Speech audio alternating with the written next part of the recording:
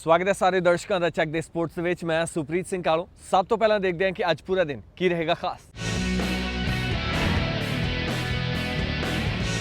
कबड्डी खिडारन रितु का हिसार के पिंड नाडा पहुंचने ते पिंड वासियों के वलों किया गया भरवां स्वागत।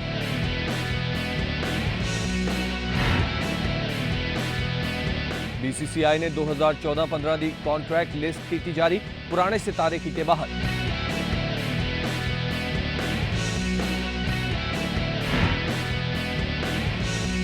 अर्जुना अवार्डी मनोज कुमार आजकल सीनियर मेन्स बॉक्सिंग और नैशनल खेडों के लिए जोरदार तैयारियों में जुटे।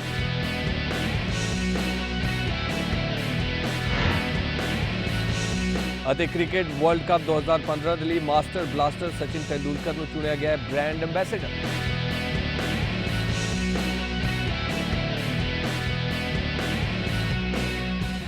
पंजवां विश्व कबड्डी कप अपन अमिट यादां छड्डदा होया समाप्त हो गया है।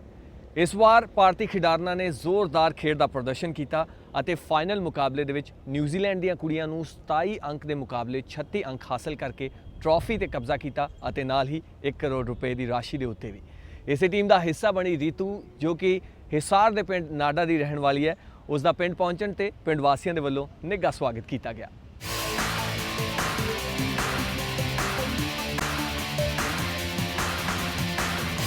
पंजाब च होए 5वें विश्व कबड्डी कप 2014 च औरत वर्ग च भारत की टीम ने न्यूजीलैंड नूं 36-27 नाल हरा के चौथी बार विश्व कप ते कब्जा किया सी।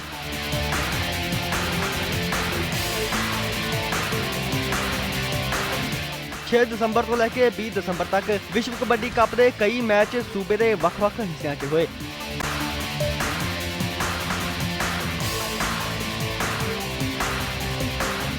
जिस तो बाद 20 दिसंबर को पंजाब के पिंड बादल विच कबड्डी के फाइनल मुकाबले खेडे गए, जिस च औरत वर्ग च भारत की टीम ने न्यूजीलैंड को मात दे दी।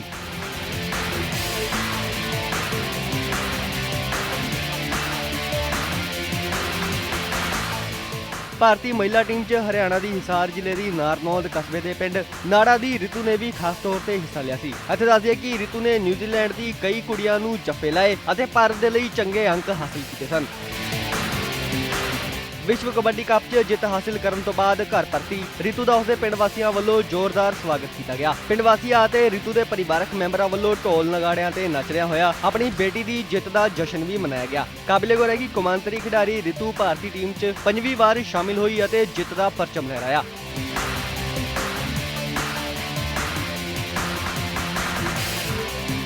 उधर दूजे पासे रितु के कोच सत्यावान और रामनिवास खटकड़ का कहना है कि एक छोटे जहे पिंड च पैदा होकर रितु ने सिर्फ टीम या पिंड का ना ही नहीं सगों देश का ना भी रोशन किया है। कोच का कहना है कि वह ध्यान रखेंगे कि इन्होंने खिडारियों के खाण पीण और सिखलाई दौरान किसी भी चीज़ की कमी ना आवे। अपने हाथों से तैयार किए हुए खिलाड़ी आज वर्ल्ड कप टीम की सदस्य होते और वर्ल्ड कप जिता के लाना अपने देश के लिए, इससे बड़ा गौरव की बात और क्या हो सकती है कि और अपने कोच को तो उससे ज़्यादा खुशी का और कुछ ठिकाना नहीं है। इनके लिए मांग हम ये करते हैं, ये लड़की लगातार 4 वर्ल्ड कप भारत के लिए जिताती आई है और पिछली कांग्रेस सरकार ने इनके बारे में बिल्कुल ये तक नहीं पूछा भाई तुम्हारा क्या हालचाल है। और जो CM साहब कल फाइनल मैच देख रहे थे, उनने खुद ग्राउंड में जा करके इन लड़कियों हौसला बढ़ाया और ये कहा तुमने इतना अच्छा काम किया है, मैं तुम्हारे लिए इससे भी दुगना अच्छा काम करूँ। काबिले गौर है कि विश्व कबड्डी कप च हिस्सा लैण वाली भारतीय महिलाओं को पंजाब सरकार वालों इनाम के नाल उन्होंने सरकारी नौकरियों की भी सुविधा दी गई थी, जदों कि रितु का कहना है कि हरियाणा सरकार वालों हाले तक कोई भी अजिही सुविधा उपलब्ध नहीं करवाई गई, जदों कि साबका कांग्रेस की सरकार ने उसनों नौकरी देने का वादा भी किया सी, पर हाले तक उसनों नौकरी नहीं मिली। रितु का कहना है कि उन्होंने उम्मीद है कि हुण भाजपा सरकार उन्होंने पूरा मान सम्मान करेगी और उसके पिंड की खिडारन लई स्टेडियम और कोच का भी प्रबंध करेगी।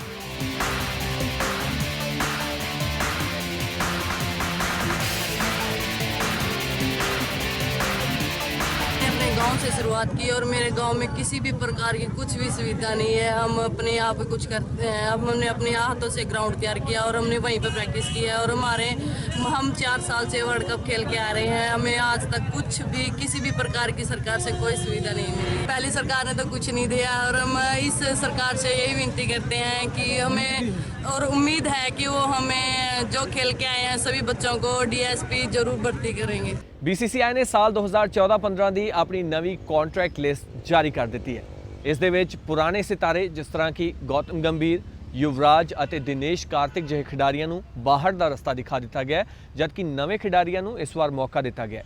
ਜੇਕਰ ਕਿਸੇ ਪੁਰਾਣੇ ਖਿਡਾਰੀ ਦੀ ਪ੍ਰਮੋਸ਼ਨ ਦੀ ਗੱਲਬਾਤ ਕੀਤੀ ਜਾਵੇ ਤਾਂ ਇਸ ਲਿਸਟ ਦੇ ਵਿੱਚ ਭੁਵਨੇਸ਼ਵਰ ਕੁਮਾਰ ਨੂੰ B ਗ੍ਰੇਡ ਤੋਂ A ਗ੍ਰੇਡ ਦਾ ਖਿਡਾਰੀ ਐਲਾਨਿਆ ਗਿਆ ਹੈ। ਇੱਥੇ ਤੁਹਾਨੂੰ ਦੱਸ ਦਈਏ ਕਿ ਜਿਹੜੇ ਵੀ A ਗ੍ਰੇਡ ਦੇ ਖਿਡਾਰੀ ਹੁੰਦੇ ਨੇ ਉਹਨਾਂ ਨੂੰ BCCI ਦੇ ਵੱਲੋਂ ਸਾਲਾਨਾ 1 ਕਰੋੜ ਤਨਖਾਹ ਦੇ ਵਜੋਂ ਦਿੱਤੇ ਜਾਂਦੇ ਨੇ।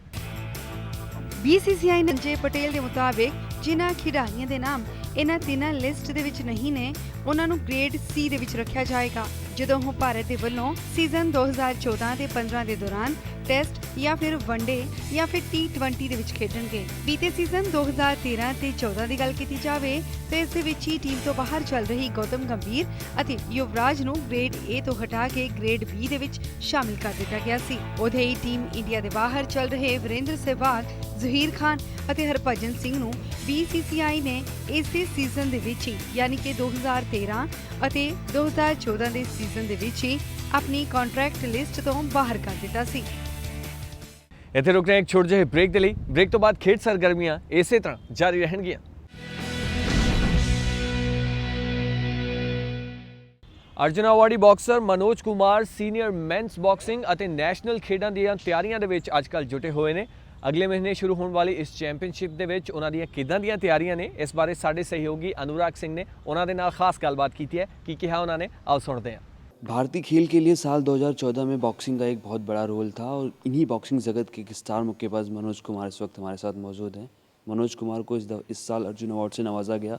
इस अर्जुन अवार्ड को पाने के लिए उन्हें बहुत कवायद झेलनी पड़ी। क्या कुछ रहा उनका सफ़र 2014 में और आने वाले साल के लिए उनकी क्या कुछ तैयारी रहेगी, आइए उनसे बात करते हैं। वही पुरस्कार अगर राष्ट्रपति से मिलता और राष्ट्रपति से न देने के बजाय जहाँ पे सारे प्लेयर्स को एक साथ दिया गया और वो पुरस्कार बंद कमरों में किसी और के द्वारा मिला, तो पाने के बाद कैसा लगा आपको? देखिए, जो खुशी होनी चाहिए एक परिवार के साथ, पूरा स्पोर्ट्स महकमा होता है, स्पोर्ट्स ही हमारा परिवार है, पूरे खिलाड़ी हमारे परिवार के सदस्य, उन सब के साथ एक मिलजुल कर एक उच्च स्तर का राष्ट्रीय पुरस्कार अगर उनके सब के साथ और सब पूरी दुनिया के सामने लाइव होता मिलता तो काफ़ी अच्छा लगता। क्योंकि लेकिन कोई बात नहीं, वो मिस हो चुका। उसके बाद खेल मंत्री जी थे, उनको भी इसे पूरी दुनिया के सामने देना था, लेकिन उन्होंने मेरी बदकिस्मती है कि मुझे बंद कमरे में मिला। सिलेक्शन कमेटी कपिल देव को दी कि कपिल देव से जब आपकी बात हुई थी तो उन्होंने क्या रिएक्शन दिया हुआ था कि कौन है मनोज कुमार, मैं मनोज कुमार को जानता नहीं है। ये अवार्ड पाने के बाद क्या उनसे बात हुई आपकी? मैं ये कहता हूँ, अगर उन्होंने कुछ नहीं सुना देखा, मानते हैं कि क्रिकेट जितनी एडवर्टाइजमेंट और खेलों की नहीं है, जो ओलंपिक तिरंगे के नीचे, ओलंपिक झंडे के नीचे, छल्लों के नीचे खेलते हैं, उन गेमों की इतनी अहमियत नहीं है। क्योंकि आपको बताना चाहूँगा कि एशियन गेम्स हैं, एशियन गेम में अब क्रिकेट भी इंक्लूड किया गया है और क्रिकेट में पाकिस्तान ने शायद गोल्ड जीता है, वो एशिया के मेडलिस्ट पदक तालिका में अकाउंट हुआ है। अगर इंडिया BCCI बोर्ड भी अगर इसे कुछ समझता तो उसमें अपनी टीम भेजता और इंडिया के पदक तालिका में एक और मेडल काउंट होता है इंडिया के बॉयज़ गर्ल्स क्रिकेट टीम का एशियन में। तो उन लोगों के लिए कोई अहमियत नहीं रखते ये खेल। और हमारी बदकिस्मती है कि क्रिकेट के सिवा भारत देश में और किसी खेल की इतनी एडवर्टाइजमेंट नहीं है और प्रदर्शनी नहीं है, ना स्पॉन्सर है कि चारे बॉक्सिंग के या और खेलों के दुनिया के सामने है। एक ओलंपिक मेडल के बाद ही थोड़ी अहमियत मिली है खिलाड़ियों को, तिरंगे के साथ खेलने वाले, ओलंपिक एसोसिएशन के अंडर में खेलने वाले खिलाड़ियों को। आपको बताना चाहूँगा कि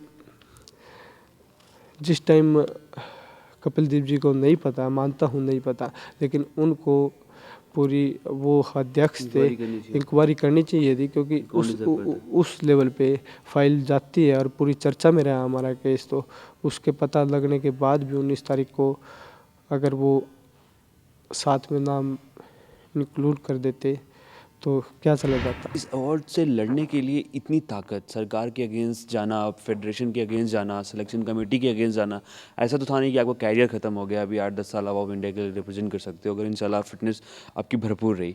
तो ये सब आपको एनर्जी मिली कहाँ से सरकार के अगेंस्ट जाने के लिए? ऐसे बहुत से खिलाड़ियों के साथ हर दफ़ा हर साल किया जाता है। ऐसे बुरे समय में मेरा परिवार और मेरे कोच है राजेश कुमार जी, जो एमपीएड, एमफिल और जिन्होंने बेसिक से मुझे उठाया और ओलंपिक तक, अर्जुन अवार्डी तक, कॉमनवेल्थ गोल्ड मेडलिस्ट तक, वर्ल्ड रैंकिंग 6 तक मुझे पहुंचाया, वो हैं। और मैं बताना चाहूँगा आपको कि आज तक सेंट्रल गवर्नमेंट ऑफ इंडिया और हरियाणा गवर्नमेंट ने उनको नौकरी देने तक नौकरी के लायक भी नहीं समझा।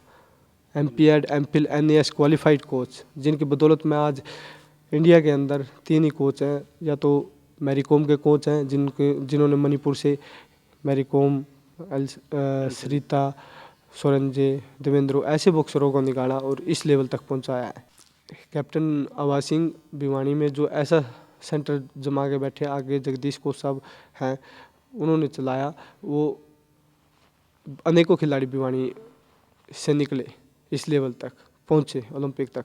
या फिर राजेश कुमार जी हैं, जिन्होंने बिना फैसिलिटी के हर जगह जहाँ भी हों, हमारे कुरुक्षेत्र घर की छत पे भी हम ट्रेनिंग करते हैं अकेले में, तो इस लेवल तक मुझे यहाँ तक पहुँचाया। भारत के तीसरे कोच हैं और ऐसे कोचों को भारत के अंदर नौकरी तक नहीं मिलती। अब इससे ज़्यादा हम क्या बताएं आपको, कहाँ कहाँ से लड़े हम। 2014 की बात की जाए तो 2014 आपके अंत काफ़ी सही रहा, अर्जुन अवार्ड आपने आप जंग जीती। नए साल में क्या कुछ नया रहेगा आपके लिए और क्या कुछ करना चाहेंगे आप देश के लिए, स्टेट के लिए और अपने रेलवे की तरफ से क्या कुछ करना चाहेंगे? देखिए, पहले तो मैंने रेलवेज़ और हरियाणा को गोल्ड मेडल देना चाहूँगा और खुशी होगी मेरे साथ मेरे ब्रदर रेलवे से मुकेश रिप्रेजेंट करेंगे और हरियाणा से जितेंद्र नेशनल गेम्स में, तीनों भाई जोर दिखाएंगे। तो और को सबको खुशी होगी हमारे गोल्ड मेडल से। नए साल की दौर पर अभी शुरुआत ये है और नए साल में नेशनल और नेशनल गेम्स की शुरुआत के मेडल के खुशी के साथ राजेश कोच साहब को तोहफा देना चाहूँगा। एशियन चैम्पियनशिप में क्वालिफाई करना वर्ल्ड चैम्पियनशिप के लिए और वर्ल्ड चैम्पियनशिप में ओलंपिक के लिए क्वालिफाई करके, ये तोहफा पहला टारगेट होगा मेरा। अपने कुरुक्षेत्र में एक मनोज बॉक्सिंग एकेडमी खोली हुई है। एकेडमी खोलने के लिए बहुत सारे फाइनेंशियल की ज़रूरत होती है, बहुत सारे फंड की रिक्वायरमेंट होती है। बच्चों के ट्रीटमेंट के लिए, उनको कोचेस के लिए सारे इतनी फैसिलिटी, हरियाणा गवर्नमेंट से क्या कोई मदद मिली आपको इस दफ़ा इस बारे में जब खोलने की शुरुआत हुई तो? देखिए, हरियाणा गवर्नमेंट की बात करूँ तो उनकी खेल नीति ऐसी है कि वो उसमें सिर्फ ओलंपिक मेडलिस्ट को वो फैसिलिटी है। जैसे कि विजेंद्र, योगेश्वर दत्त ओलंपिक में मेडल लिया हो तो उन्हीं को, सुशील थे, उनको दिया गया है। लेकिन Commonwealth games gold medalist, Asian game gold medalist और ओलंपिक खेलने वाले या वर्ल्ड रैंकिंग तक पहुंचने वाले बॉक्सरों के लिए कोई उसमें तो राय नहीं है। उनके लिए कोई ऐसा खेल नीति में नहीं है कि इनको एकेडमी दी जाए। लेकिन मैं बताना चाहूँगा आपके माध्यम से, मीडिया के माध्यम से, कि हरियाणा के अंदर चंडीगढ़ से दिल्ली तक कोई बॉक्सिंग का हरियाणा के अंदर कोई स्टैंड नहीं है। और उसी के लिए मैंने मनोज कुमार बॉक्सिंग एकेडमी कुरुक्षेत्र में खोली है और रजिस्टर्ड है हमारी एकेडमी। लेकिन हमारे पास कोई बच्चे आते हैं कॉलोनियों के, हम छत पे कराते हैं, छत भी सारी उखड़ी पड़ी है। 2010 में कॉमनवेल्थ गेम में गोल्ड लेने के बाद वो जमीन घर खरीदा था, वो भी ऊपर से खुरदरा हो चुका है बच्चे कूद कूद के। लेकिन हमारे पास जगह ही नहीं है, तो कहाँ से हम युवा निकालेंगे। बच्चे आते हैं, मनोज भाई साहब हमें बॉक्सिंग सीखनी है, राइस कोच साहब हमें सिखाओ, लेकिन कहाँ से सिखाएं? हमारे पास ना जगह है, ना रहने के लिए कोई ठड्डा है, ना कुछ है, तो बॉक्सर कहाँ से निकलेंगे? तो मैंने इसीलिए उत्तरी हरियाणा में काबिलियत है, जैसे रोहतक, भिवानी, हिसार, हर जगह फैसिलिटी है बॉक्सिंग की, वहाँ पे कोई बॉक्सिंग की फैसिलिटी नहीं है। तो जैसे मैं निकला हूँ वहाँ से, तो मैं चाहता हूँ कि और भी बहुत से खिलाड़ी वहाँ से निकले, देश के लिए रिप्रेजेंट करें। हमारी सोच कुछ ऐसी थी एकेडमी के लिए, लेकिन हम तो छत पे करा रहे हैं, तो छत पे कितनों को करा सकते हैं? कोच सब 2-4 को करा सकते हैं, उससे ज़्यादा करवा ही नहीं सकते। 2-4 तो हम घर के बॉक्सर ही हो गए इंटरनेशनल लेवल के, तो उसके लिए काफ़ी फैसिलिटी, स्पॉन्सर, सब कुछ की ज़रूरत है, लेकिन हमारे पास कुछ भी नहीं है। आप वर्ल्ड के टॉप 5 बॉक्सरों में से एक आते हो, टॉप 5 रैंकिंग में है। यहाँ तक पहुँचना हर एक बॉक्सर का सपना होता है, जो कुछ सपना ही रह जाता है। इतने सारे अचीवमेंट्स पाने के बाद भी आजकल जो भी बॉक्सिंग है, जो भी बॉक्सर्स हैं, उनको कैसे लगेगा कि इंडिया आगे और कैसे बढ़े? इंडिया में अगर बॉक्सिंग को और आगे ले आना है तो किस लेवल पे क्या काम किया जाए कि इंडियन बॉक्सर और आगे आए? देखिए, जैसे कि अब पहली बार जो बॉक्सिंग इंडिया है, एक नामी खामी संदीप जंजोड़िया जी की देख रेख में आई है।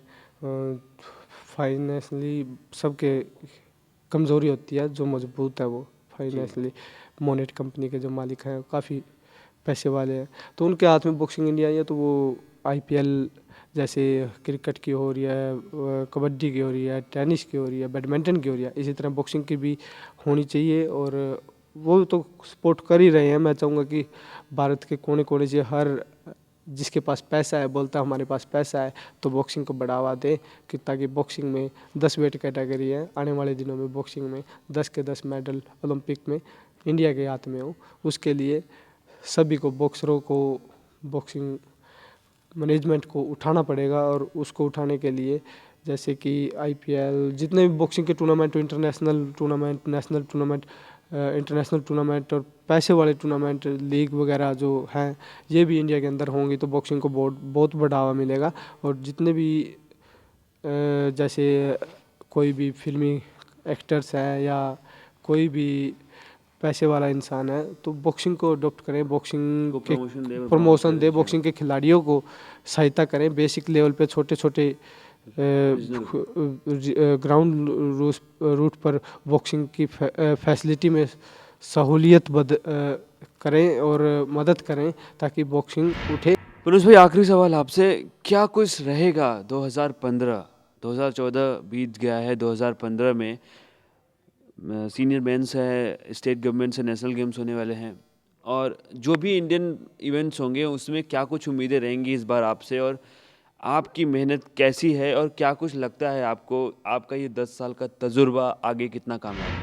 देखिए, मेरी कोशिश रहेगी कि एशियन चैम्पियनशिप में मैं पहले 4 में मेडल पदक तालिका में आऊं और वर्ल्ड चैम्पियनशिप के लिए क्वालिफाई करूं और वर्ल्ड चैम्पियनशिप में जाके पार्टिसिपेट करके वर्ल्ड चैम्पियनशिप में मेडल लूं, देश का नाम रोशन करूं और ओलंपिक के लिए क्वालिफाई करूं। पहला टारगेट यही रहेगा मेरा 2015 का। मेन हर बॉक्सर का बॉक्सिंग इंडिया में यही टारगेट है और देखते हैं कितने खुश नसीब रहती है बॉक्सिंग इंडिया इस बार 2015 के में Olympic qualify. Arjun awardee Manoj Kumar का कहना है कि नेशनल सीनियर मेंस गेम और नेशनल केरला गेम्स के लेके तैयारियां बेजोड़ है। जहां तक उम्मीदें हैं ऑफ सीज़न की, तो उन्होंने ऑफ सीज़न में काफ़ी अच्छा वर्क किया, फिटनेस को लेके काफ़ी काम किया, और इंडियन कैटेगरी इवेंट की बात है तो 2015 के होने वाले इवेंट में वो काफ़ी तैयारी कर रहे हैं और बहुत फोकस है उनका। पहला फोकस यही रहेगा कि वो ओलंपिक कोटे में क्वालिफाई करें, क्योंकि 2016 ओलंपिक में भारत को रिप्रेजेंट कर सकें। ਸੋ ਚੱਕ ਦੇ ਸਪੋਰਟਸ ਦੇ ਅੱਜ ਦੇ ਐਪੀਸੋਡ ਦੇ ਵਿੱਚ ਫਿਲਹਾਲ ਦੇ ਲਈ ਇੰਨਾ ਹੀ। ਸਾਡੇ ਸਾਰੇ ਦਰਸ਼ਕ ਸਾਨੂੰ YouTube ਤੇ ਫੋਲੋ ਕਰ ਸਕਦੇ ਨੇ ਅਤੇ ਨਾਲ ਹੀ ਆਪਣੇ ਸੁਝਾਅ ਸਾਨੂੰ sports@ptcnetwork.tv ਤੇ ਭੇਜ ਸਕਦੇ ਨੇ। ਸੋ ਕੱਲ ਸ਼ਾਮ 6:30 ਵਜੇ ਫਿਰ ਮੁਲਾਕਾਤ ਹੋਵੇਗੀ। ਤਦ ਤੱਕ ਦੇ ਲਈ ਚੱਕ ਦੇ ਸਪੋਰਟਸ।